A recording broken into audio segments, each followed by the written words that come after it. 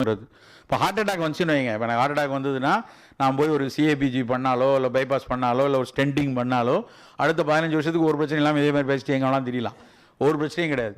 But ஆல்கஹால்னால் உங்களுடைய வயிறில் ஈரல் சுருக்க நோய் வந்துச்சு, சிரோசிஸ் ஆஃப் லிவர் வந்துருச்சு, டிஎல்டிஎஸ்பாங்க, அதாவது டீகாம்பன்சேட்டட் லிவர் ஆல்கஹாலிக் டிசீஸுண்டு அது வந்துருச்சு அப்படின்னா அதிகபட்சம் 36 to 48 months தான் அதிகபட்சம்.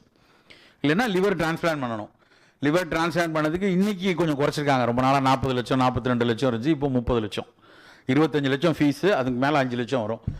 அது தவிர உங்களோட ஓன் பிரதரோ சிஸ்டரோ தம்பி ஆல்கஹால் அடித்து வீணாக போயிடுச்சு, அதனால் என் லிவரை கொஞ்சம் பிட்டு தரேன்னு அவங்க பிட்டு கொடுக்கணும். அவன் இட்லியவே பிட்டு தரமாட்டான், அவன் ஈரில் பிட்டு தருவானான்னு யோசிக்குங்க.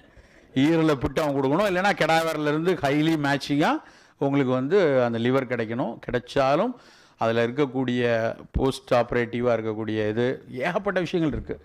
ஸோ எந்த சூழல்லையும் மதுவை நாம் ஏற்றுக்கொள்ளக்கூடாது. அதுக்கு முதல் விஷயம், நம்ம பிள்ளைங்க ஏற்று வரக்கூடாதுன்னா நாம் மது இருந்தக்கூடாது.